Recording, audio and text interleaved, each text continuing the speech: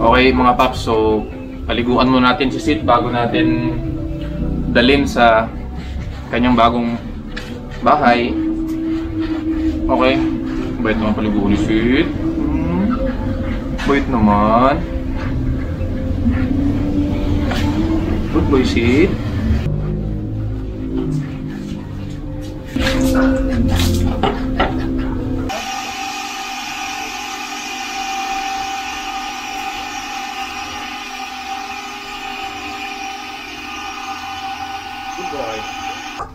No.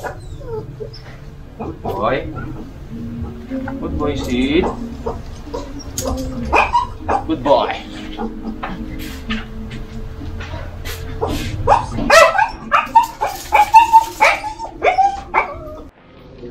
Oh, Sid, oh, up. Up. Yes. Oh, here. Up. Sid. Up. So mga paps, ito na nga yung time na i-rehome namin to si Sid.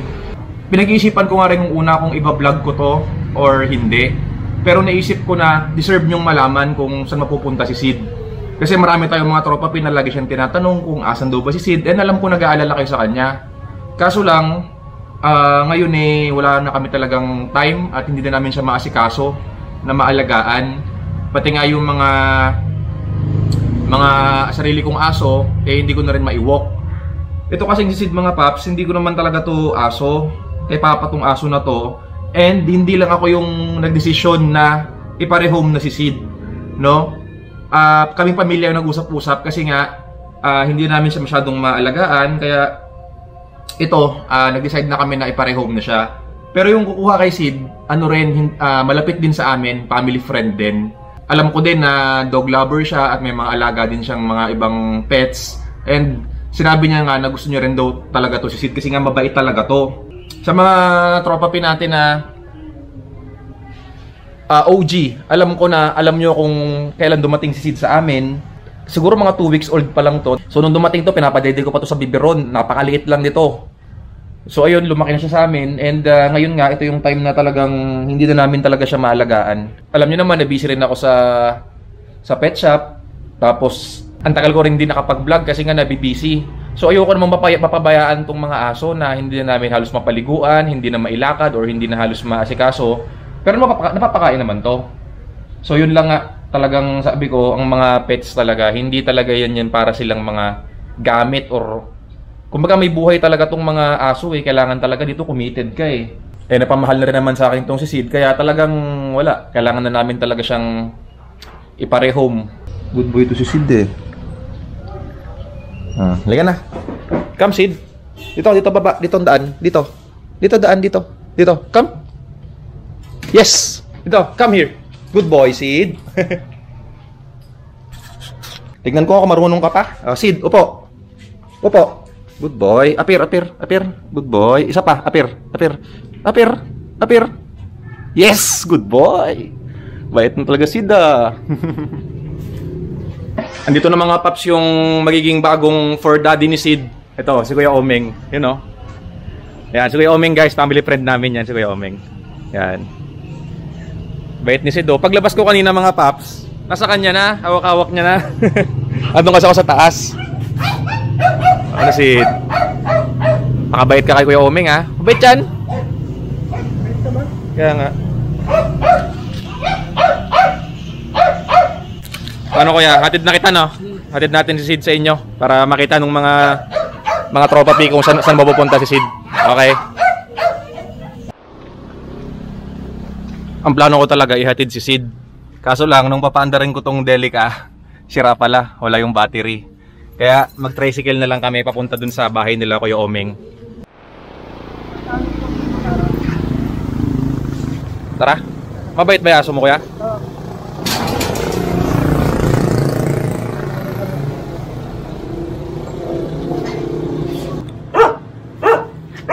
Sid. Buti hindi niya inaway Sid, no? Hindi kita. Wag na, tricycle na lang ako. Eto mga paps, oh. Pusa ni Kuya Omeng. Dami niya ring pusa, oh. Yan, oh. Ming, ming, ming. Siamese to, ah. Siamese ba to, kuya? Siamese.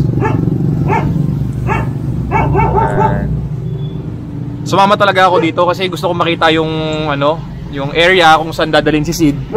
Yan. Pagawa mo siya cage. Sana mukhang di naman nang-aaway yung isa, no? Mabait naman to sa isa na to, hindi naman nang-ano to si Sid. Yan. Ano pala kinakain to? Ito? Kinakain yan? Kanin. Sanay sa kanin. Kumakain din ng dugo pero sanay sa kanin. Sid! Paano? Alis na ako, ha? Makabait ka dito, ha? Matahol to. Pag may mga nagtatao po, matahol. Pero mabait siya, ano, pag sa ganito. Pero pag may mga nasa labas, matahol. Sid!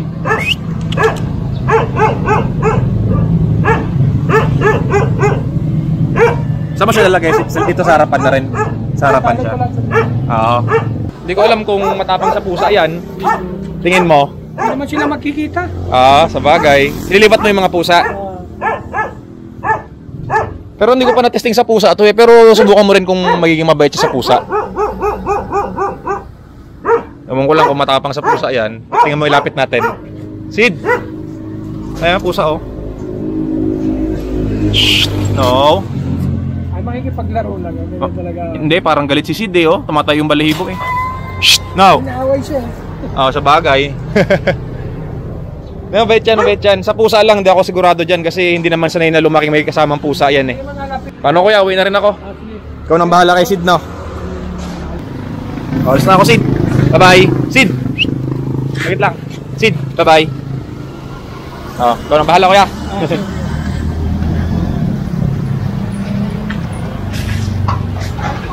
Calderon Street.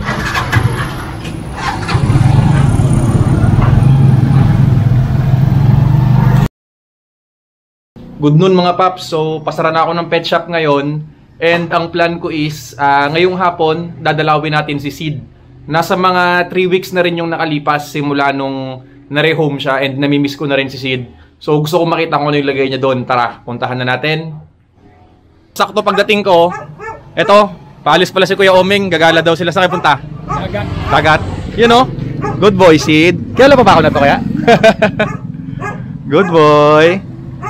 Opo, marunong po, opo. Opo, Sid. Opo. Hindi na sumusunod sa akin, ikaw nang amo na to, ha. Tara. Punta doon kami sa may dagat, ikagalan. Kinagalan niya kasi yung aso madalas sa may dagat. Kawid lang dito yon sa kalsada.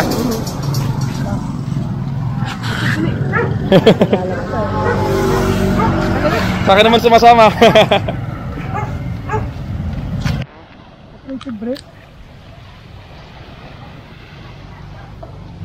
Dito kayo lagi namamasyal ni Sid. Pag hapon. Maga na dala mo rin. Lapit lang, eh, no? Sanay na nga sa tali ngayon, eh. Hindi mo siya pinapakawalan, kuya? Pag ganyan. Delikado, no? Baka makipaglaro dun sa mga aso dun, eh. Takot siya. Kaya niya, dadalhin ko siya sa tubig, eh. Takot sa tubig? Go kaya minsan dyan. Takot sa tubig? Sa dagat. Pwede man yan, masasanay din yan. Sid! Kailan mo pa ako, Sid? Ha? Boy? Parang bagong paligo mo, kuya. Bagong paligo mo, ng isang araw. Saan mo siya nilalagay? Sa saan banda? Sa may tabi ng pinto? Kamusta naman siya bilang alaga? Mabait, no? Mabait siya. Tapos ito, kapag pag may gabi, matahol siya. Matahol din. Pag may tao na iba. Pagka may nakita siyang mga pusa, ganyan. Oo, may matahol. aso na, ibang aso. Yan. Oo. Eh, ganun naman talaga, di ba? Yung aso parang tao rin yan. Ano? Pag nakita ka, gusto, siyempre, lapitan ka. Eh, nakatali kasi. Oo. Pero kung nakalpas to, hindi tataw, tatakbo na lang sa'yo. Oo. Kapag hapon nyo, pag dumadating ka, yun no. Tapos nagbabanding lang kayo, no? Kasi sanay na siya na paghapon, punta kami dito. Kaya pala eh. Kaya pala mukhang happy si Sid eh. Yun mga paps, so ako, happy rin ako kasi yung bagong tatay ni Sid eh, talagang alagang-alaga siya oh. Lagi pang pinapasyal. So yun lang. Hanggang dito na lang. Ingat kayo lagi. God bless and keep safe. Paps Nicks out. Come Sid.